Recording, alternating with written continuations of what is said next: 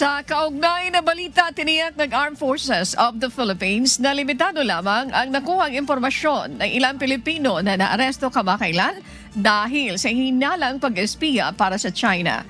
Kabilang sa mga impormasyon na sinusubukan nilang kunin ang pagkakakilanlan ng mga sundalo na kadeploy sa mga bahurang sakop ng West Philippine Sea. Paliwanag ng AFP, mayroon rotation policy ang mga sundalo sa mga occupied feature ng West Philippine Sea. Kaya naman, regular silang napapalitan doon bilang bahagi ng security measures. Limitado lamang anila sa classified information at hindi nakuha ng mga nahuling umano'y espiya ang confidential o top secret information. Yes, these are classified considering the positions of the concerned personnel at the lower level of the plantilla hierarchy. Their access to information is limited to those only classified.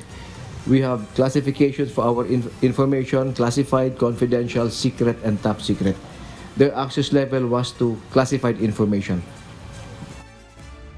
Sa kabila nito, binigyan din ng AFP na ang pagkuha ng hindi otorisadong impormasyon tungkol sa mga deployment ay tinuturing na banta sa seguridad ng BRP Sierra Madre at iba pang pasilidad ng Pilipinas sa West Philippine Sea.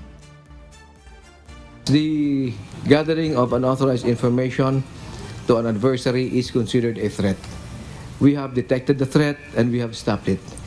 The security measures not only of BRP Sierra Madre but all other facilities in the West Philippines are continually being enhanced, evaluated, and enhanced as necessary.